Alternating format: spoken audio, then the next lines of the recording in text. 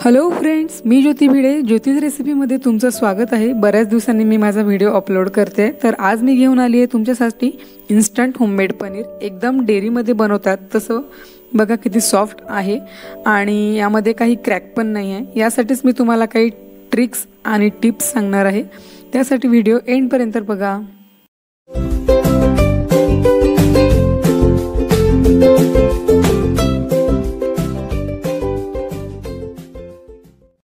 इथे मी फुल fat 1 litre दूध use करते. त्यामुळे पनीर एकदम छान जाड आणि जास्त बनतं. गॅसवर दुधाला पूर्ण उकळी येणार तोपर्यंत दूध आपल्याला उकळून घ्यायचं आहे. मी गॅस ऑन केला आहे आणि मीडियम गॅसवरच आपण दूध उकळून घ्यायचं आहे.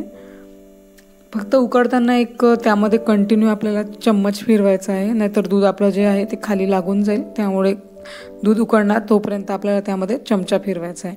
आता छान दूध उकळून झालं आहे. त्यानंतर पण मी थोडंसं अजून एक्स्ट्रा 1-2 मिनटं आपण दूध अजून उकळून घ्यायचं आहे. त्यामधलं जे एक्स्ट्रा पाणी आहे ते पूर्ण कमी होऊन जाईल आणि पनीर बनायला छान जाड वगैरे असं आपलं पनीर त्यामुळे बनून जाईल.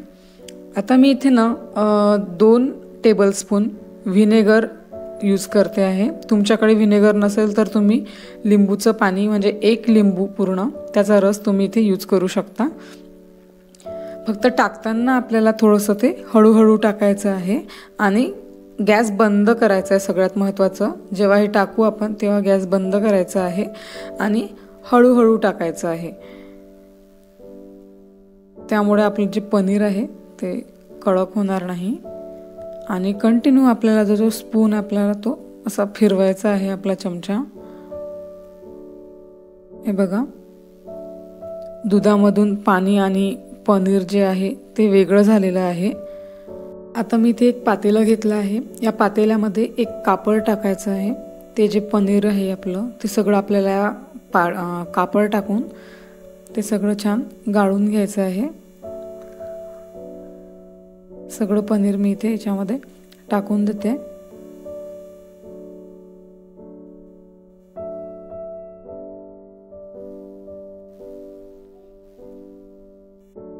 अशा प्रकारे हे पूर्ण काढून घ्यायचं आहे आणि जो कापड आहे आपला तो सगळ्या बाजूने जमा करून त्यामधलं जे पाणी आहे ते टॅप करून पूर्ण असं साईडला करून घ्यायचं आहे.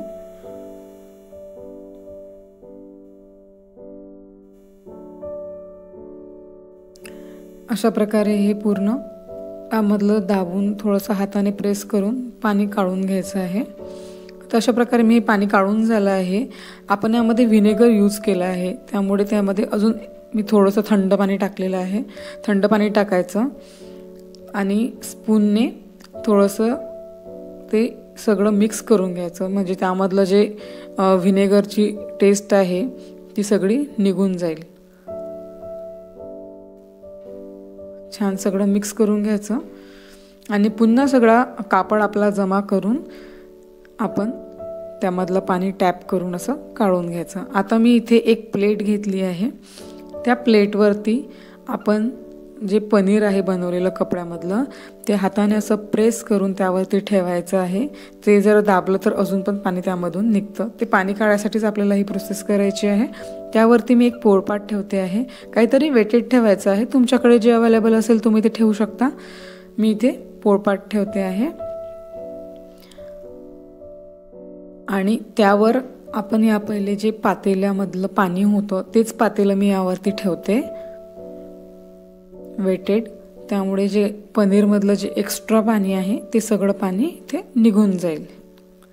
अशा प्रकारे मी इथे हे सेटिंग केलेली आहे. आता आपल्याला हे 3 ते 4 तासाकरता आपल्याला हे ठेवायचं आहे. त्यामुळे काय होईल, त्यामधलं सगळं एक्स्ट्रा पाणी पूर्ण निघून जाईल. आता 4 ते 5 तासानंतर आपण पनीर काढून बघूया. त्यावरचं पातेलं आणि पोळीपाट काढून आपण इथे हे कपड्यामधलं पनीर काढून घ्यायचं आहे.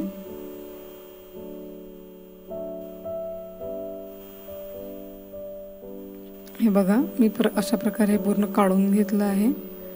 छान मस्तपैकी पनीर आपलं रेडी झालेलं आहे. एकदम सॉफ्ट पनीर आपण घरीच बनवलेलं आहे. आता हे कसं करणार मी तुम्हाला छानपैकी एक कट करून दाखवते.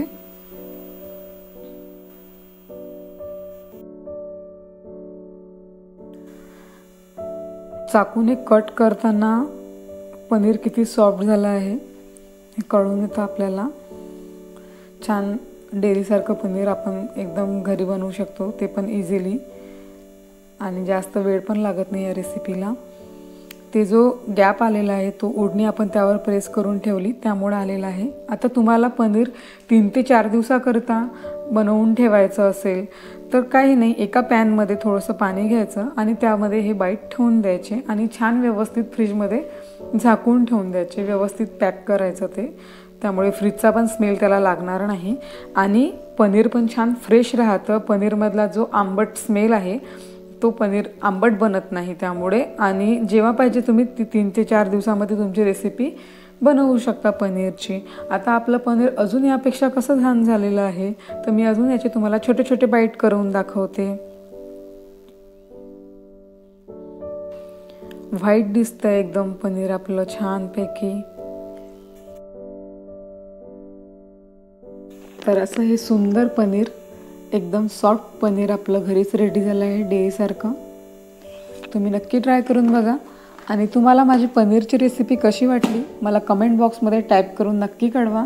माझा व्हिडिओ आवडला असेल तर व्हिडिओला लाईक करा आणि माझ्या चॅनलला सबस्क्राईब करायला विसरू नका। माझे व्हिडिओ असेच पुन्हा बघण्याकरता शेजारी बेल आयकॉनचं बटन आहे त्यावरती क्लिक करा, त्यामुळे तुमच्या मोबाईलच्या स्क्रीनवरती माझ्या व्हिडिओची नोटिफिकेशन तुम्हाला मिळून जाईल। पुन्हा भेटूया नवीन रेसिपीसह, तोपर्यंत बाय।